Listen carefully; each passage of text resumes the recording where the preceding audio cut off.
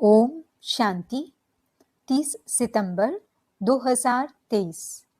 मीठे प्यारे बाबा के आज के मधुर महावाक्य। आज की मुरली के कुछ मुख्य पॉइंट्स। आज बाबा हमें समझाते कि हम बच्चों को चिंताओं से फ्री होने के लिए बाप समान नॉलेजफुल बनना है। बुद्धि में सदा ज्ञान का सिमरन करते रहना है। ज्ञान रूपी बाणों को बुद्धि रूपी तरकश में भरकर माया को ललकारने वाले महावीर योद्धा बनना है। रूहानी सर्विस कर अपनी प्रारब्ध बनानी है। पुराना सब कुछ बाप को ट्रांसफर कर देना है। हमें सर्वप्रति आत्मिक दृष्टि और शुभ कल्याण की भावना रखनी है। यही मनसा सेवा की यथार्थ विधि है। तो चलिए सुनते हैं आज की बाबा की मीठी प्यारी मुरली। ओम शांति। बाबा कहते, मीठे बच्चे, तुम्हारा मगज यानी दिमाग खुशी से सदा भरपूर होना चाहिए, क्योंकि तुम अभी बाप के समान मास्टर नॉलेजफुल बने हो। प्रश्न, तुम बच्चे 21 जन्मों के लिए किस आधार पर माला माल बनते हो? उत्तर, संगम पर तुम डायरेक्ट बाप को अपना सब कुछ देते हो, सब बाप के हवाले कर देते हो। इसके रिटर्न में तुम 21 जन्मों के लिए माला माल बन जाते हो। बाबा कहते, इस समय तुम्हारे पास जो कूड़ा किचड़ा है वह मुझे दे दो।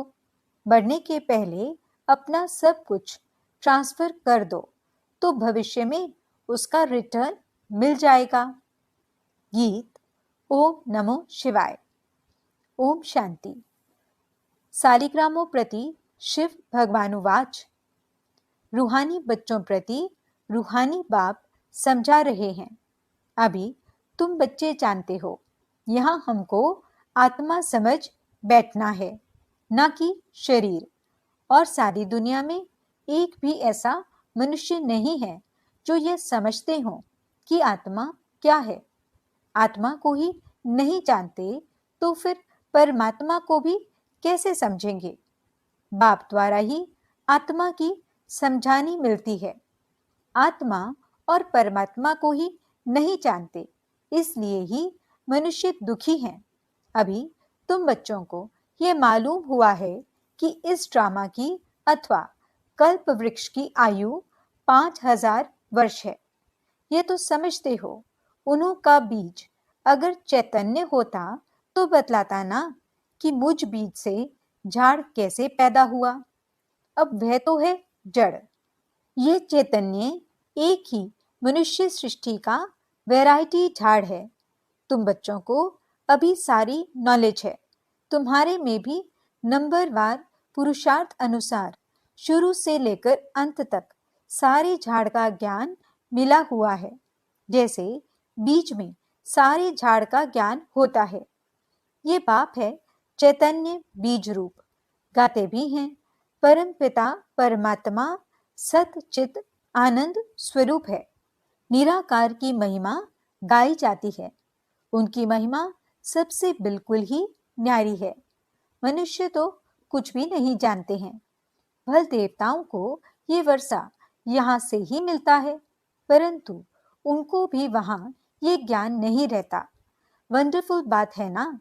यहाँ अभी तुमको सारा ज्ञान मिलता है। बुद्धि में नॉलेज है। ये सृष्टि चक्र कैसे फिरता है। बाप आकर के नई राजधानी स्थापन करते हैं।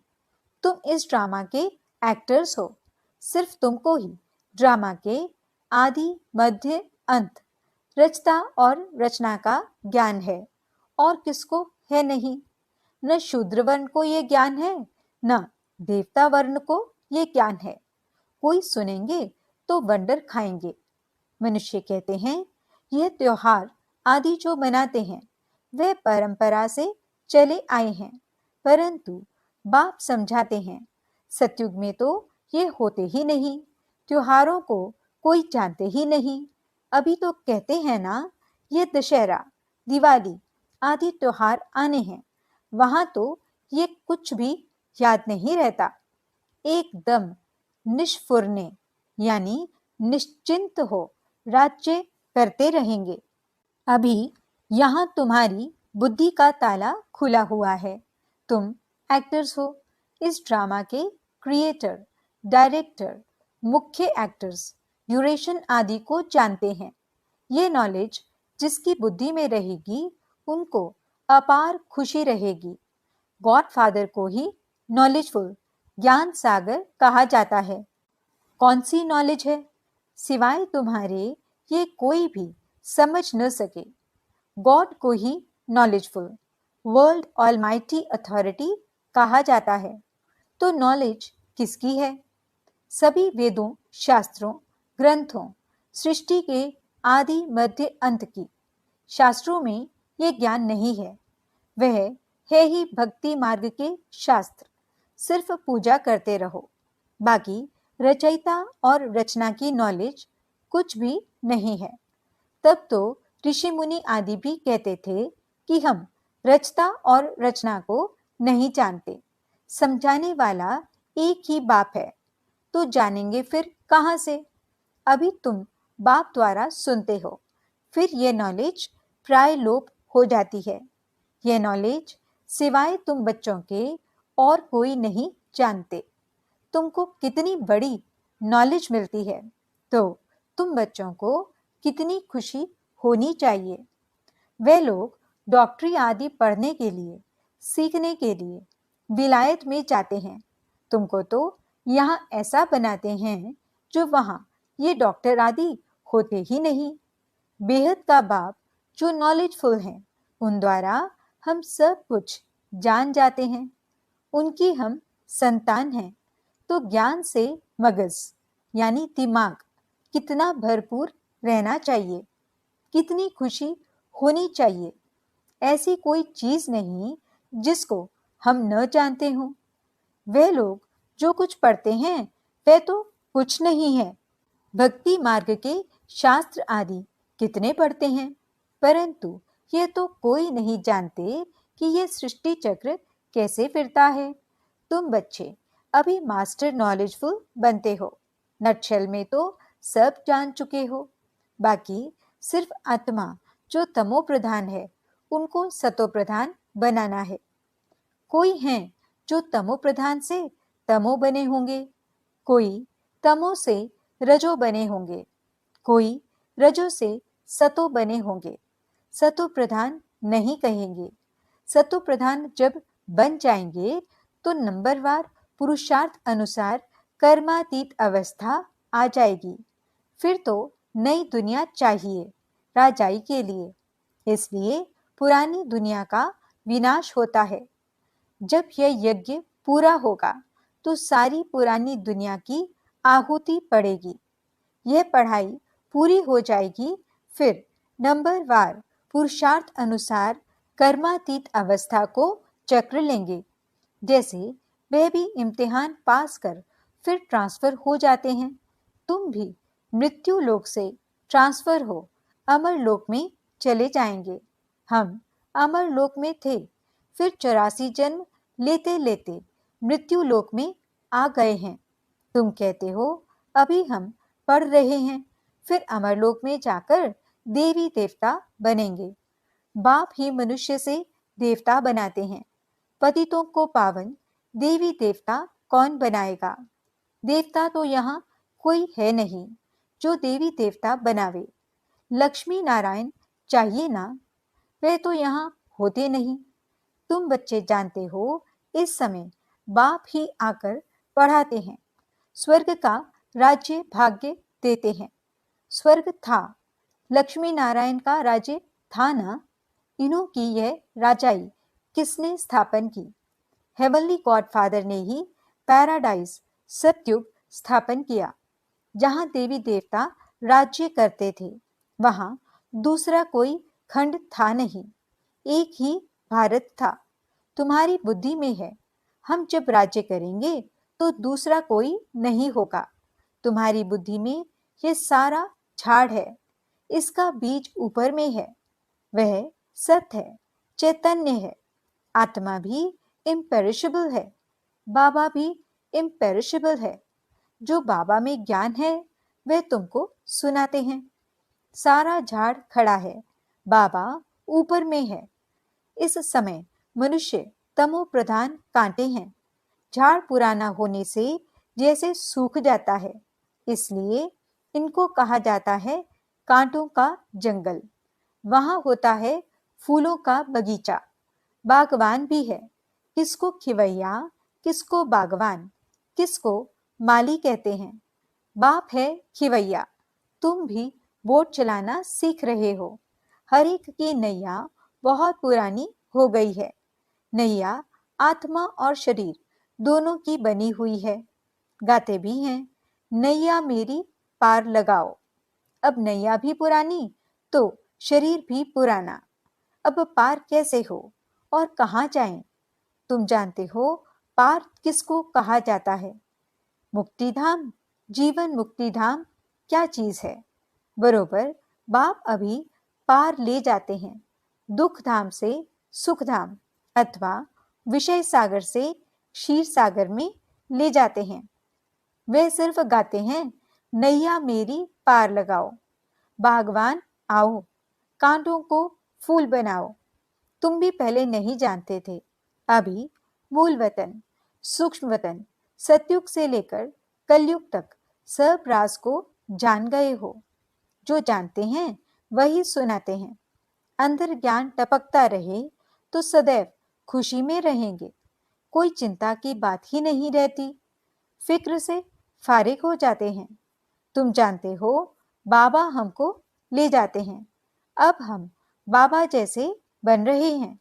बच्चा बाप समान बनता है ना। बाबा नॉलेजफुल है, तुमको भी नॉलेजफुल बनाया है। आत्माओं का कनेक्शन है ही परमात्मा बाप से। आत्मा कहती है जो बाबा में नॉलेज है वह हम आत्माओं को दे रहे हैं। तुम हो रूहानी बाप के रूहानी बच्चे। यह भी नई बात है ना। बाबा बगैर कोई सुना ना सके। वह निराकार बाप भी साकार के आधार से सुनाते हैं, नहीं तो तुम सुन न सको। बच्चों को बाप आप समान बनाते हैं। दुख हरता, सुख करता वह बाप है। उनकी जो महिमा है वह तुम्हारी भी है। कोई फर्क नहीं। बाकी क्या फर्क रहता है? हम जन्म मरण में नहीं आते हैं, तुम जन्म मरण में आते हो। मुझे ज्ञान सागर कहते हैं तो मैं तुम बच्चों को ज्ञान देता हूँ। मैं सुख का सागर, पवित्रता का सागर, शांति का सागर हूँ, तो तुमको भी ये वर्षा देता हूँ। तुम जानते हो ये सारा चक्र फिर 5000 वर्ष बाद फिरेगा। ये नॉलेज है सोर्स ऑफ इनकम। जितना पढ़ते हैं उतना नॉलेज से इनकम होती है। ये नॉलेज भी है तो धंधा भी है। शराफ लोग सट्टा करते हैं। तुम क्या देते हो? कूड़ा किचड़ा। मरने के बाद करनी घोर को कूड़ा किचड़ा ही देते हैं। तुमको तो जीते जी देना है। ईश्वर अर्थ देते हैं। अब क्या ईश्वर को पुराना खटिया आदि देंगे? बाप कहते हैं तुम मरने से पहले ही सब दे दो। ये पुरानी चीज तुम्हारे काम में ही नहीं आएगी। भल कोई कितना भी साहूकार हो, परंतु कितने दिन के लिए होगा? एक जन्म के लिए। फिर कर्मों अनुसार पता नहीं कहाँ जाकर जन्म लेंगे। तुम तो बाप से 21 जन्मों के लिए लेते हो, पुरुषार्थ अनुसार। यह है रूहानी सर्विस। सारी दुनिया जानती है जिस्मानी सर्विस को, रूहानी को कोई जानते ही नहीं। सुप्रीम रूह ही आकर नॉलेज देते हैं। उस सुप्रीम का जन्म भी मनाते हैं। उनको ही सुख का सागर, शांति का सागर, दुख हरता, सुख करता कहते हैं। शिव नाम है ना। जयंती भी मनाते हैं, परंतु बुद्धि में कुछ नहीं है। बाप ही ये सब राज सुनाते हैं, फिर 5000 वर्ष बाद सुनाएंगे। ये ज्ञान सतयुग में नहीं होता, क्योंकि आत्माएं सतो प्रधान हैं। ज्ञान से ही वे ऐसी बनती हैं। ये नई बातें हैं ना। मंदिर बनाने वाले भी ये नहीं जानते कि लक्ष्मी नारायण का मंदिर हम क्यों बनाते हैं। उन्हों को ये राज्य किसने दिया, कैसे यह पद पाया। कहते हैं ना, कर्मों का फल है। अभी बाप बैठ कर्म अकर्म विकर्म की गति का राज समझाते हैं। उन्होंने भी ये नॉलेज सुनी होगी। है ही भगवानुवाच। गीता से ही आदि सनातन देवी देवता धर्म की स्थापना हुई। वहां बहुत थोड़े मनुष्य होते हैं। बाकी सारी पुरानी सृष्टि कहाँ गई? जरूर विनाश हुआ होगा। महाभारत लड़ाई भी गाई हुई है। गिरधर कवि राज कहते हैं। अब गिरधर तो कहते हैं श्री कृष्ण को। कवि कौन है? शिव बाबा को कवि कहा जाता है। कवि अर्थात सुनाने वाला। तुम जानते हो, आफतें आदि बहुत आनी हैं। पुरानी दुनिया के विनाश लिए क्या क्या चीजें बना रहे हैं। ये वही महाभारत लड़ाई है। जबकि भगवान ने आकर रुद्र ज्ञान यज्ञ रचा है। भगवान यज्ञ किस लिए रचते हैं? यज्ञ रचा ही जाता है सुख शांति के लिए। बाप सभी का दुख हरता सुख करता है। तो इस ज्ञान यज्ञ में सारी पुरानी सृष्टि स्वाहा हो जाएगी। तुम जानते हो, हम ब्राह्मण यज्ञ के सर्वेंट हैं। हम ब्राह्मण ब्रह्मा के सच्चे मुख वंचावली हैं। तो बाबा जो मुख से कहे वह मानना पड़े। श्री श्री की श्रेष्ठ मत से ही हम श्रेष्ठ बन रुद्र की माला का दाना बनेंगे। सिजरा बनाते हैं, वासवानी सिजरा, कृपलानी सिजरा। तो ऊपर में है शिव बाबा, उनका है निराकारी सिजरा। निराकारी सिजरा वह फिर साकारी सिजरा होता है। पहले नंबर में है प्रजापिता, तो वह हुआ जिस्मानी और वह रूहानी। रूहानी बाप आकर प्रजापिता ब्रह्मा द्वारा रचना रचते हैं। उनको बुलाते ही हैं, हे पतित पावन आओ, पुरानी पतित दुनिया को पावन बनाने आओ। नई नहीं बनाते हैं, प्रलय होती नहीं। तो यह वर्ल्ड की हिस्ट्री ज्योग्राफी रिपीट होती है। 84 का चक्र फिर से शुरू होता है। बेहद के बाप से बेहद की नॉलेज मिलती है। बेहद का वर्षा मिलता है। बेहद के बाप को सब याद करते हैं। हे भगवान कहते हैं ना, हे ईश्वर, हे प्रभु कहने से कोई चित्र याद नहीं आता, निराकार याद आता है।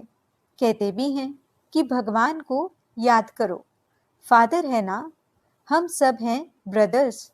आत्माओं के लिए कहते हैं सब ब्रदर्स हैं। सब पुकारते हैं, हे पतित पावन, दुख हरता सुख करता, हे लिबरेटर आओ, हमको गाइड करो। घर भूल गया है, याद है परंतु हम जा नहीं सकते हैं। योग लगाने से जैसे घृत पड़ता जाता है। आत्मा अविनाशी है ना, तो आत्मा की ज्योति सारी उझाई नहीं जाती है। तो अब योग बल का घृत डालना है सदैव के लिए। फिर दीपमाला सोझरा हो जाएगा। दीपमाला अर्थात घर घर में सोझरा। तो दीपमाला कहाँ होगी? सतयुग में, यहाँ नहीं। ये सब राज तुम समझते हो, तुम्हारे पास ब्लाइंड फेथ नहीं है। अच्छा, मीठे मीठे सिकिलते बच्चों प्रति माता पिता बाप दादा का याद प्यार और गुड मॉर्निंग। रूहानी बाप की रूहानी बच्चों को नमस्ते। हम रूहानी बच्चों की रूहानी बाप दादा को दिल व जान सिख व प्रेम से नमस्ते नमस्ते नमस्ते जी। गुड मॉर्निंग बाबा, शुक्रिया बाबा। धारणा के लिए मुख्य सार। पहला पॉइंट, चिंताओं से फ्री होने के लिए बाप समान नॉलेजफुल बनना है। बुद्धि में सदा ज्ञान का सिमरन करते रहना है। दूसरा पॉइंट, रूहानी सर्विस कर अपनी प्रारब्ध बनानी है। पुराना सब कुछ ट्रांसफर कर देना है। वरदान, सर्वप्रति शुभ कल्याण की भावना रख परिवर्तन करने वाले बेहद सेवाधारी भव। मेजॉरिटी बच्चे बाप दादा के आगे अपनी यह आश रखते हैं कि हमारा फलाना संबंधी बदल जाए, घर वाले साथी बन जाएं, लेकिन सिर्फ उन आत्माओं को अपना समझ ये आश रखते हो तो हद की दीवार के कारण आपकी शुभ कल्याण की भावना उन आत्माओं तक पहुंचती नहीं। बेहद के सेवाधारी सर्वप्रति आत्मिक भाव व बेहद की आत्मिक दृष्टि, भाई भाई के संबंध की वृत्ति से शुभ भावना रखते हैं तो उसका फल अवश्य प्राप्त होता है। यही मनसा सेवा की यथार्थ विधि है। स्लोगन, ज्ञान रूपी बाणों को बुद्धि रूपी तरकश में भरकर माया को ललकारने वाले ही महावीर योद्धा हैं। अच्छा, ओम शांति।